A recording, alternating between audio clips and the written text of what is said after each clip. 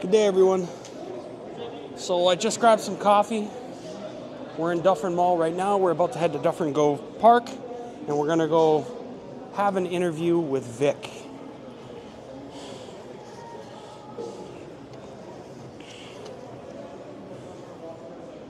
Let's grab some good old Tim Hortons. Let's head over to Dufferin Grove.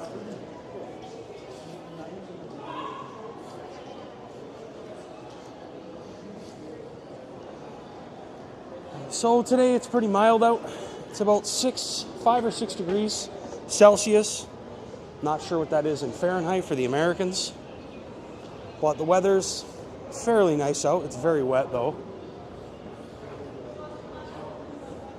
So let's go see what's up.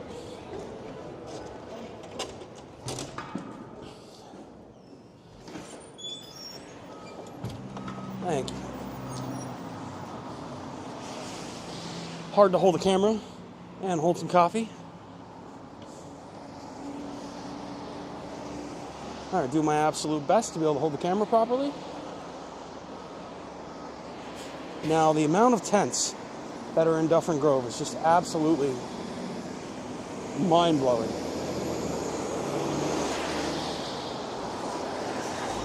Give me a sec, I'll flip around the camera and show you.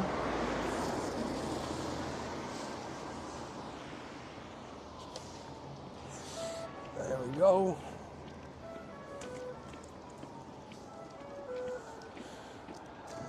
So the amount of tents is mind-blowing. I don't know if you guys can see from here, but there's a lot of tents. And the water as you're walking through the park, like where I'm about to walk through, it's like 4 inches deep. Like, whoa. Oh, glad I got good boots on. It is really deep, the water here, if you can see. Whoa. There we go. Got through it.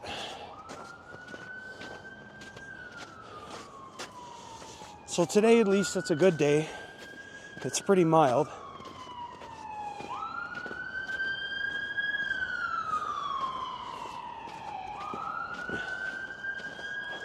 But the tents, though. There's a big one down there. There's another big one over here.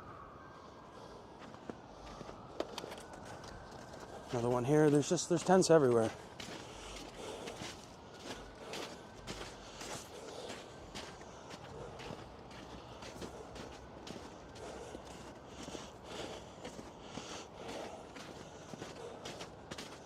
All right. It takes a lot of effort too to walk through the snow.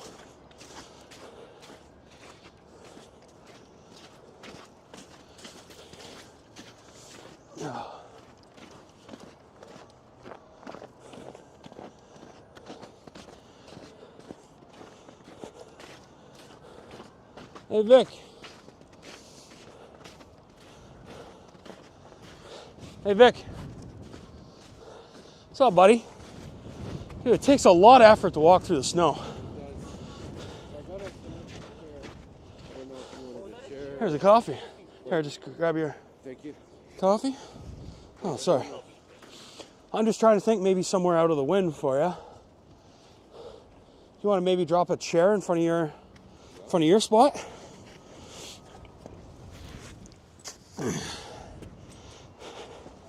So we'll get all set up here.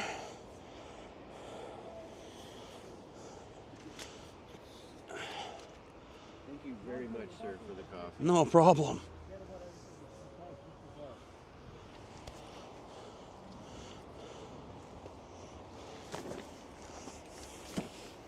I'm going to sit right here in the snow. All right, so I'm going to wire you up here for sound. Perfect. Give me 1 sec, let me have a seat. Pretty chill for a setup. Did you hear the protests going on? Is that what it is? It's the funniest thing. It's a bunch of white people protesting with trumpets and singing, and I have no clue what they're protesting. Okay. It was very funny walking in the mall. security's kicking them out, and I'm I like, wasn't sure what that was. what are they doing? Yeah. I mean, trouble here at the park. It could be gang related. It's whatever. You know, we didn't know. As long as it doesn't come in the park, we try not to pay too much attention. You know, of course, somebody needs help. We're always here to help. They got good security and safety teams and things like that. And they do things like the health checks. So they'll come and usually every other day. I'm gonna say there's usually somebody there every other day. But if it's a stat holiday or a long weekend, it can be 3 or 4 days before somebody comes in. So thank you very much. I really appreciate you taking the time to sit here with me and grant us an interview. I really appreciate this. So, it's mutual. can you tell me a little bit about yourself and how you ended up living in this encampment? Sure. I came from Alberta. Alberta, whereabouts? Edmonton. Edmonton. I lived in Calgary for 10 years. Okay. I love it out there. We get Chinooks in Calgary. You definitely don't in Edmonton. That's right. It's cold in Edmonton. Do you get them, I think, as far south about as Penhold? Red Deer and Penhold in central Alberta. I've lived there. I've lived in Calgary. Lived in Brooks. Was born in Rimbey. So that's like north to south right there. Used to make the trip from about Innisfail to Winfield. That was where my mother's side of the family is, all on that stretch. It's good 200 kilometers, and it's mostly straight, flat roads. So it's nice. You get a good view of the mountains. So how long have you been in this encampment here in Dufferin Grove? Be 7 days, maybe 8 days from January 17th this year. So that'd be like 24th January this year. You got that pretty down to a T there. Well, I remember. It wasn't that long ago. My luggage tags are still on my suitcase. Oh, you just came here. I've sold everything, flew here, and boom, homeless. Wow. Because I was facing that hardship in Alberta the same way. The difference was that for the last 8 years, getting nowhere was dramatic. Like, it was so dramatic. I had to do it by myself. I had to try to contact individuals, try to follow their requirements, filing your taxes, staying on top of things like that, paying your bills, and like rent in general. And then the economy changed. Budget-wise, couldn't accommodate your rent anymore. Like, the rent in the city was pushing $3,500, $4,500 a month, and income for disabled individual with no support. I wasn't even getting, like, there's something here called Ontario Works. I wasn't even getting Alberta Works up there. Wow. Like, that's how bad it was. Like, my teeth, all of that, nothing got looked after. I hadn't seen a doctor in 20 years. And like I said, for the last 8, fighting with the government out there, like, to get AISH. Yeah, I had this whole time, from 2007, Canada Pension Disability Benefits, because I was injured in a motor vehicle accident, took a spinal, and couldn't get the other half of the benefits the whole time. It was like, what's going on? They know I can't work. I've got my medical file. It's a Bible that's like this thick. And it's crazy. That's just from the accident. That's not even, all the changes I've had to go through adjusting to that and the new ones I faced coming to this park, that's for sure. But I've been here since near the end of January.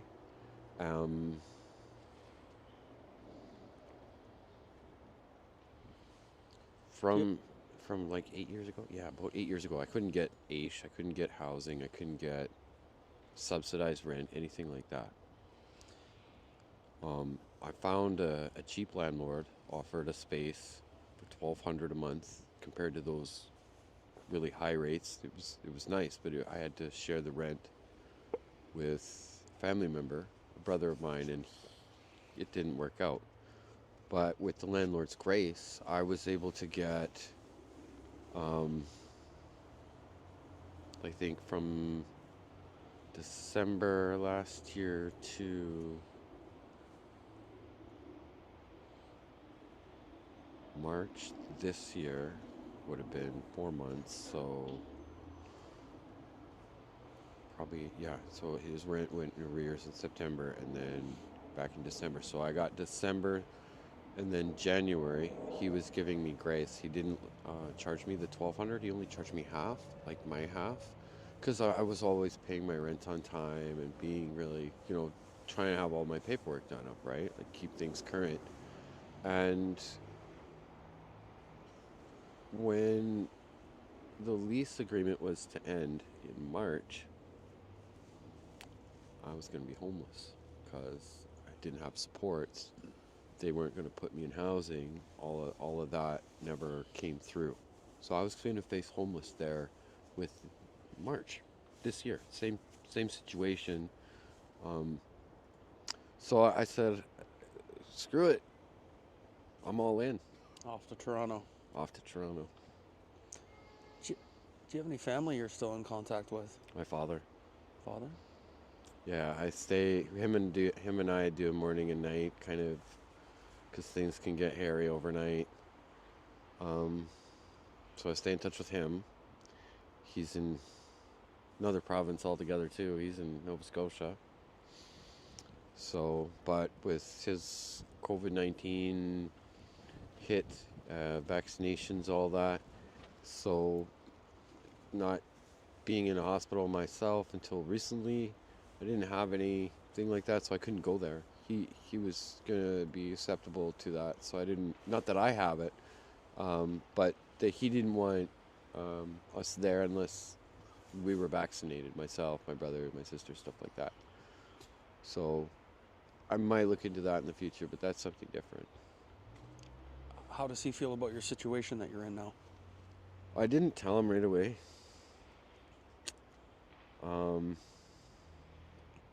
Does he know now? Oh yes, I did eventually tell him, and he was pretty devastated because he's a military man. This is a man who worked hard for his family, dedicated his life to his country, and has now watched his son become crippled and homeless in a park in Toronto.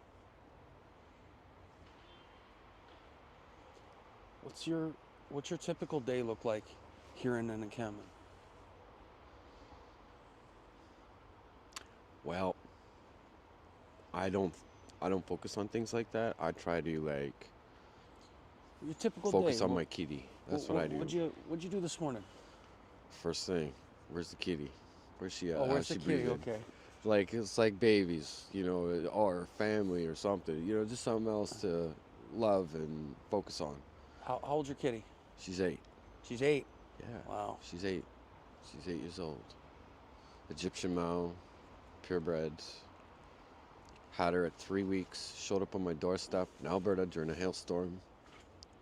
Don't know, maybe mama dropped it. I don't know. But it was so bloody tiny and making such a ruckus. All I did was open the door and it came in. And this fur ball was like, it didn't fit in my hand. She was so tiny. So I phoned the vet and I said, what do I feed her? She doesn't have big teeth. Like, what do you feed her? He says, Enfamil, baby formula. So I'm like bottle feeding her, and now she's 8. Nice. I remember when I brought my dog home brought him from Cuba. And wow. he fit right on my hand. He was so small. Right, they're tiny though. So tiny. So tiny, they're so cute. Steals your heart. Yeah, right away. 100%. So, and she was like this white fur ball with spots, and I was like, oh, you're cute. And then as she grew, I thought she would lose most of their spots, like the way baby geese, goslings, they'll lose their spots as they grow. They shed their feathers, and then they get new colors, new feathers. Well, with her, she did something similar, but she didn't fully shed her spots away. She kept patch, so she's got stripes and spots, and then stripes again. So it's kind of cool. What's your biggest challenge living in a tent? Not freezing. Not, Yeah. not freezing. That's mutual Yeah. everywhere. Yeah, for sure. If you're in the park, how do you not freeze? There are so many things that are against us and prohibiting us from being warm that the only thing we have right now is the mercy of how flexible they've been with us in that pit.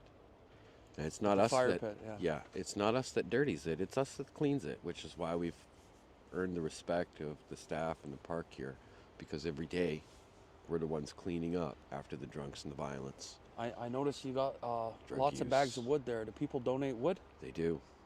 Um, I can't really mention any names without permission. No. But I will say that there's people. one dedicated person out there who has a heart and has made sure out of her own back alley, because she doesn't have the room in her backyard, and her free time, much like yourself, sir. They take the weekends and she brings it herself in her tiny little car. I keep telling her to be careful because she's going to blow her suspension. But if there was a heart, that would probably be where I'd start looking. She's a good gal. How do you get food and water on a daily basis? Well, we all have our incomes here. That would be, we're not without money. It's that we're without somewhere to go that's affordable, or there's other issues. Each individual is got their own individual needs. They're specific to them, their situation, what they're going through. And then their income brackets are all different. They're all different. And some are so exceptionally low. I don't know how they get by, because at $300 a month, you can't even afford groceries. The expected, according to Google anyways, the expected groceries that you're supposed to spend every week exceeds $450. That's just what the cost of living is. So if you have rent at $2,000 on top of that, you're either making $5,000 a month plus whatever debt you have. It just keeps going. The car payments, insurance, the mortgage, the tax, you got property tax, land tax, but there's no other half to your income. Oh, minimum wage? That's laughable. Sweatshop, 10 cents. It's not enough. Now, we're not asking to be millionaires. We're asking, to not have to resort to being cavemen without a cave. That's the difference between them and us. They had caves. They were warm. Even the squirrels are warm. They had a cave. They hollow out the trees. Birds got feathers. We can't even buy down-filled jackets at Walmart or winter boots. They're told not to sell them, so that they're not supporting encampments. My pension, disability benefit. We've got war veterans here. You make $1,200 a month and still can't afford to live. I don't even make that. How do you So food and water. I'm sorry I didn't touch on that. I know you asked. Donations are huge. There's a small group on an app that I don't know and I'm not familiar with, but I do know somebody that has all that orchestrated, and I am in touch with her. So if anything comes to the pit, I let her know, and then we let people know that come here and want to contribute anything they can get added to that group. There's other people that know about that in the park, as well as other parks. Those donations can go to. So any support is always welcome, and appreciated, because we are just literally surviving, barely. how do you handle hygiene and sanitation in the encampment? That we have access to with the community center being a wonderful support. Oh wow. They're local. They're close to the mall. Again, local, close. The community center, they got showers there, and They don't have showers, but That for that is you could use like the YMCA's just over on College. Awesome. So you can. That's what I do. I So just go there. there's a gym close. Yeah. But there's other ones too. There's another support up Blur that offers that, and they'll do meals, and I think they have a few beds, but I don't know if it's like emergency and stuff, because some things as the temperature drops open. I personally don't want anything to do with the facilities that orchestrate drug use in a wide variety in public, and that's just traumatizing to watch 6 overdoses in one day. And all the medical EMS teams wasting resources to help the people save lives, like that needs to change. That's a cesspool of nasty that needs to stop. If there's one thing in Canada that's just as bad as smuggling people, that's probably number 2. Gotta get the drugs off the streets. People are dying. And also, how do you reshape the hearts and minds of men and women that just want to party, that kill themselves doing it? There has to be a change. That's another subject. That's So definitely another subject. we do have access to bathrooms. They've got portables here throughout the night. The mall again, and the community center, fresh water if we need it. The community safety teams that come through are great. They do personal checks. They'll provide a health nurse that comes through. There's a nurse that comes through the park. They said that it was supposed to be weekly. I saw the guy once a month, if we were lucky. We do have his card, and we can call him. So, and then of course, if you're 911, that's, you call 911 if you. The park has security for food. We get donations, or we have a little bit of money, so whatever you can budget, stretch out. You can't really keep anything produce wise, and we can't store anything because of the robberies that come through here. The rabbits? Robberies. Oh, the robberies. I thought you Yeah. said the rabbits. No, I'm sorry. The Sometimes my words are mixed or jumbled. I've got injuries. That kind of led into the next question. Do you feel safe living here? Nobody feels safe living here. What? Why? What's obviously with the no security, but what's the what drives feeling unsafe? Is it the what's the driver? Is it the no walls? Is it the people coming up? Or what's the biggest driver to the outside coming into the park? It's not from within. It's not from within. It's what comes from outside. You heard yourself when you first got here. There was a what? There was what did you call it? I wouldn't call it a riot. But no, it was a protest. A protest? There was a protest of people. That's loud and yelling and screaming and dramatic. And you got I no don't wall think in between me you and my that. animal would want a part of that. Just imagine if that got violent. That's what happens here at the pit. So we're trying to, establish that we're civil people. We're not diseased. We're not crazed. You're not going to catch something. We're not that kind of people here at this particular park. So maybe some of the fear comes from the violence. Maybe people misusing their limits for alcohol. I've seen it. I don't drink myself because I've seen it. I've lived it. That's not fun for me. It's not fun for anybody on any of the consequences that come from violent acts if you're drunk. Guaranteed you're going to see a judge somewhere, and some people change, others don't. Some people actually like being here in the park. So what do you do then?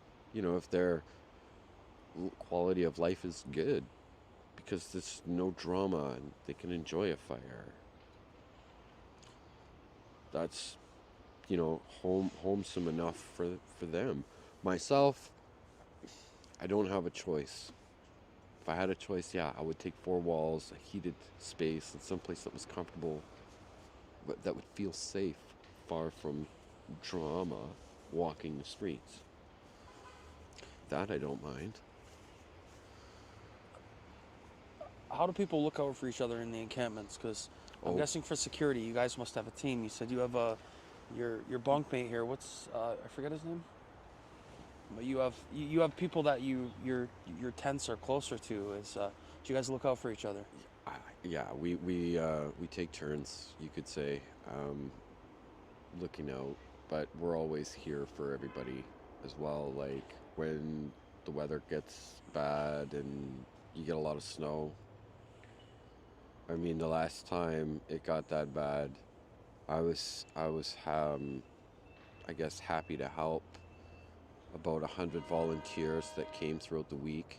Tell them, what they could do to support.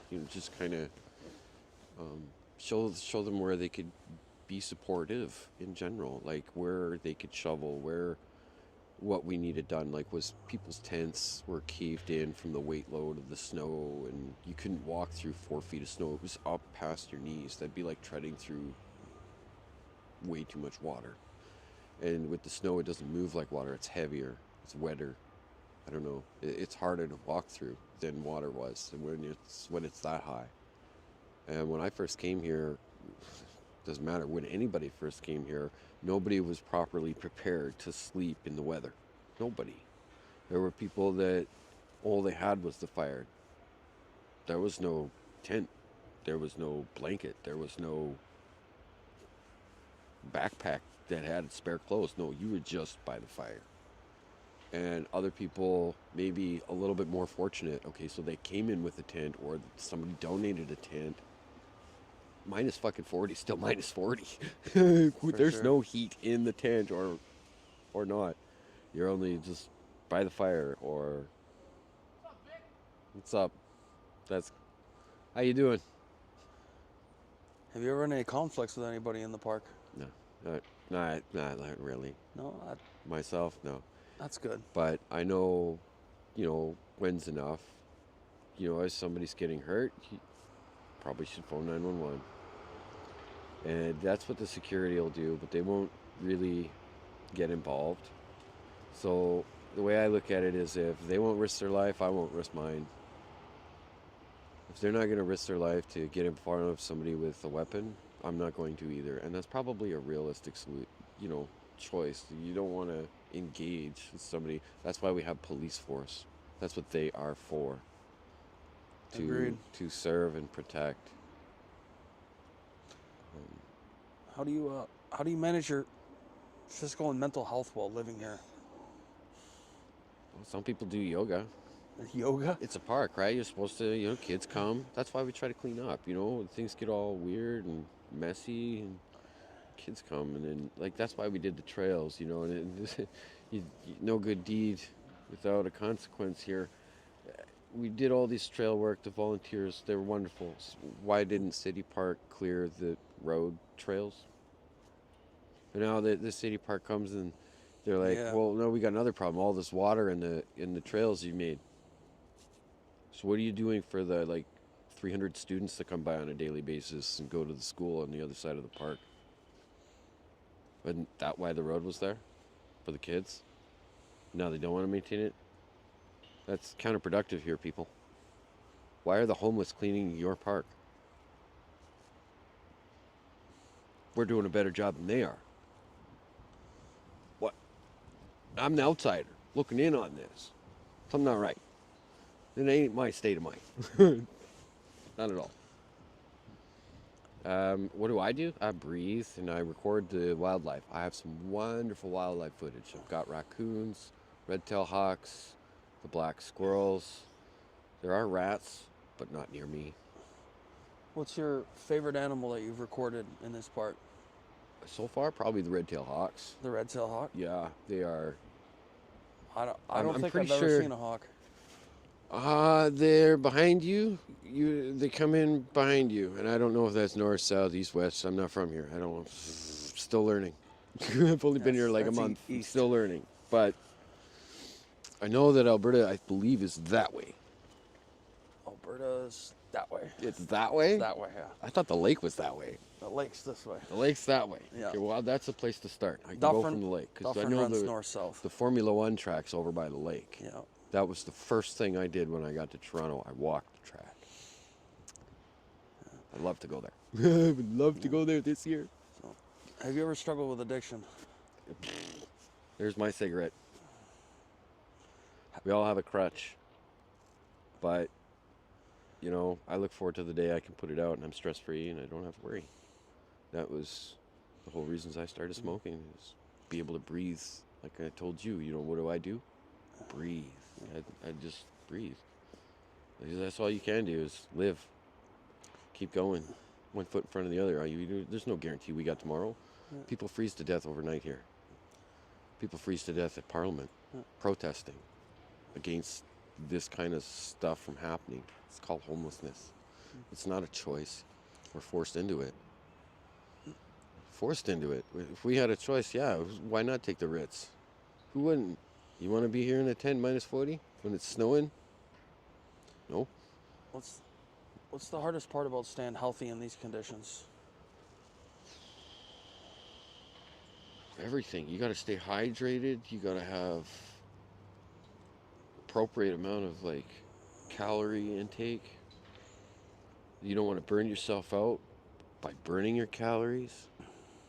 In the summer, if you can't get cool, you're going to have heat stroke.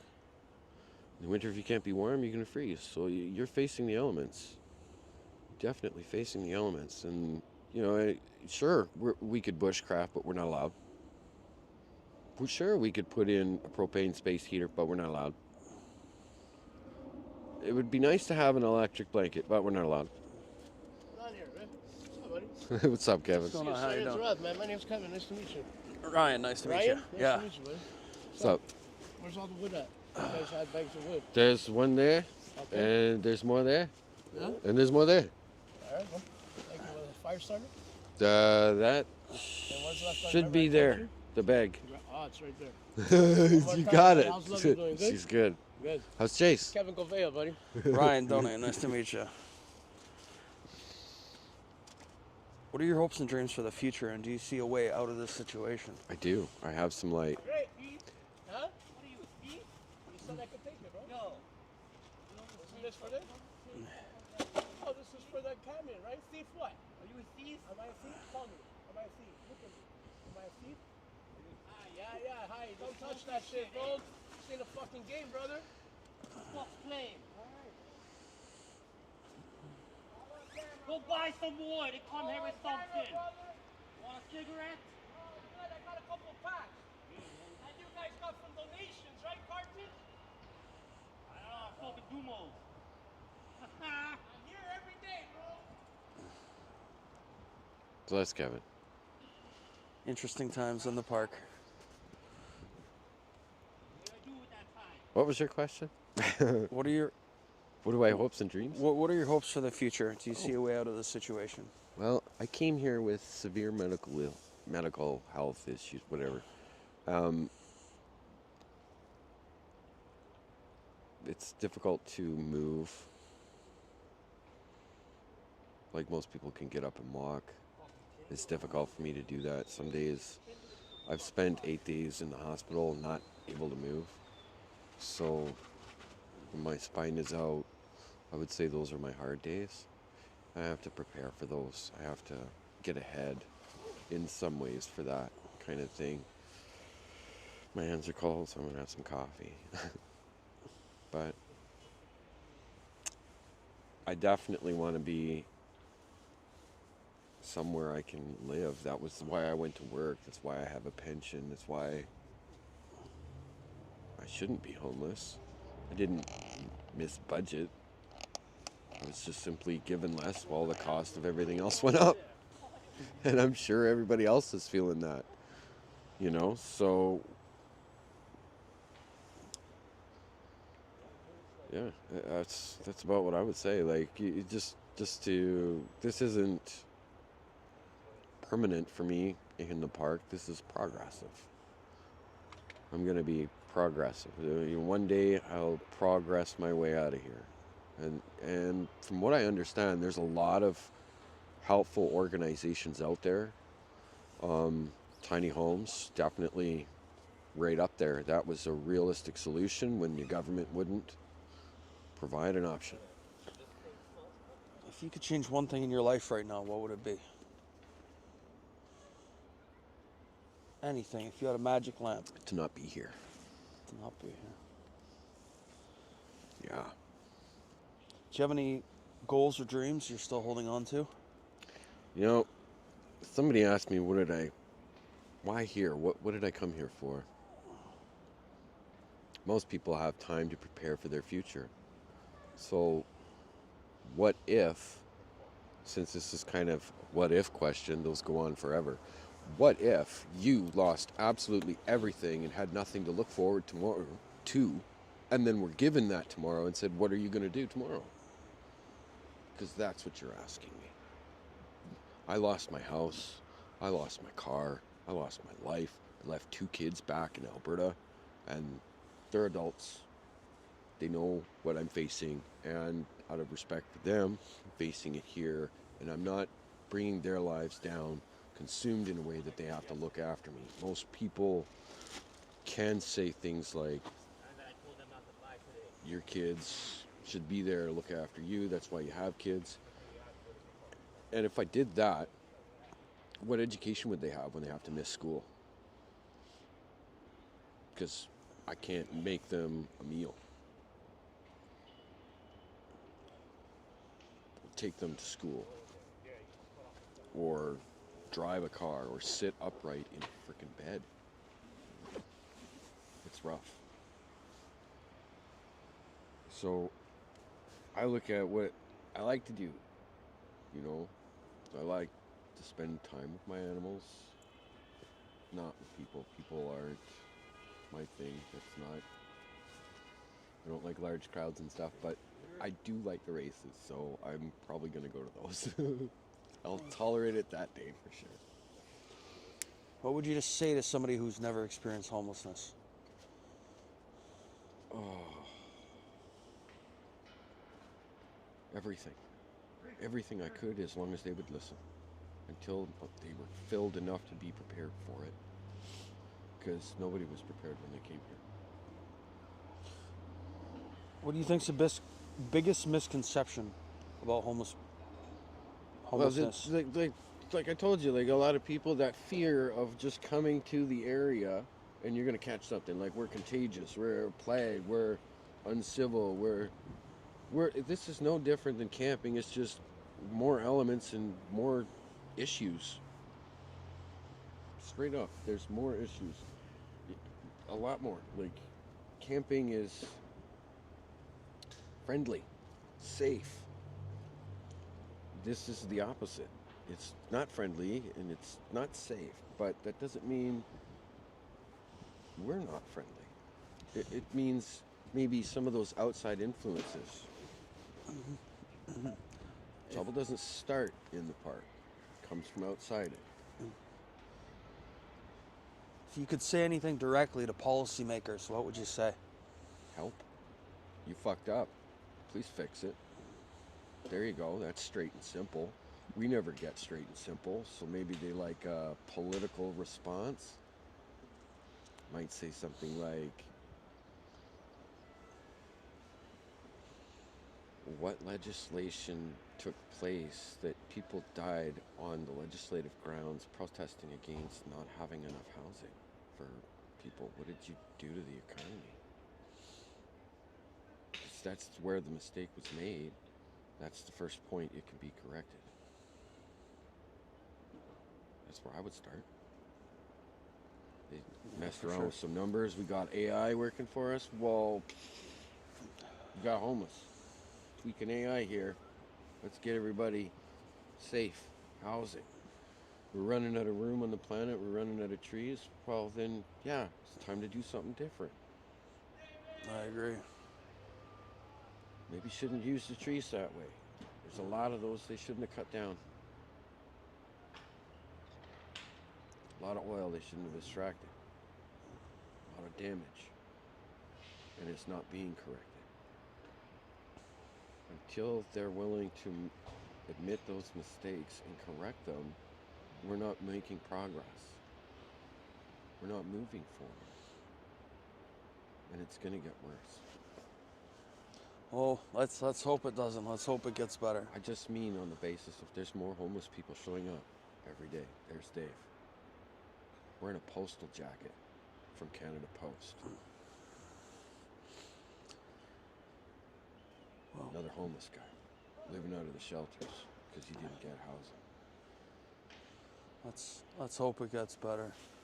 It's bad. Thank you so much for taking the time to have an interview with me. And It's cold. yeah, I'm gonna flip Yeah. the camera around here because I want to show everyone. I'm sitting here in a chair, interviewing with Vic here. It's +5, or +4, +5. I am absolutely frozen. I keep having to put my hands in my pockets. I'm trying to read questions, and I gotta keep switching hands. You want some hand warmers? I'm good, thanks, because I'm about to go get inside the mall. But I am absolutely freezing, and it's not even cold. It's not even cold yet. It's not even cold. Eric, When you stop so- moving, Yeah. it is so cold. Yeah. Like, because your body's not expending the calories, and I am so cold sitting here. Most people aren't as geared as I am. That's what I did with my money, is I spent it wisely. Yeah. I came to Toronto, bought myself a tent, got myself a blanket. It wasn't enough. Yeah. I asked for some donations, and after 2 to 3 weeks, being just like you, jeans, hoodies, t-shirts, anything I could get my hands on, Yeah. that was, in my arsenal, in my bags, and it didn't last. It wasn't enough. So when I got my ODSP come in and my pension, I geared up, and like for layers, 2 gloves, Yeah. you got liners, and then these liners, and this one, you don't get wet. So the wet is, you stay dry, Yeah, you stay warm. you gotta for sure. You gotta Then- keep the wet out. The hat, the hood, and the hoodie, okay? And we're not minus 40, but, I mean, if with your minus 40, you gotta put the extra layers. Oh yeah. Okay, and I got 2 of these. Oh, I gotta stand up. I'm freezing. Get out of the wind. I can get you a Yeah. blanket, or if Oh you're no, taking it off, I'm gonna get into the mall because I'm pants, so cold. boots. It's Canada. This isn't Mexico. It's not warm here. Yeah. So when you're out in the cold, you can freeze. You can freeze to death. It's real. Anyways, everyone, thank you very much for joining us. Thanks for the interview, Vic. You're welcome. Like and subscribe, and hopefully, Canadian government, let's fix this. Let's stop this. People should not be outside. This country has a lot of money. Let's fix this problem. It's the biggest one. Peace and love.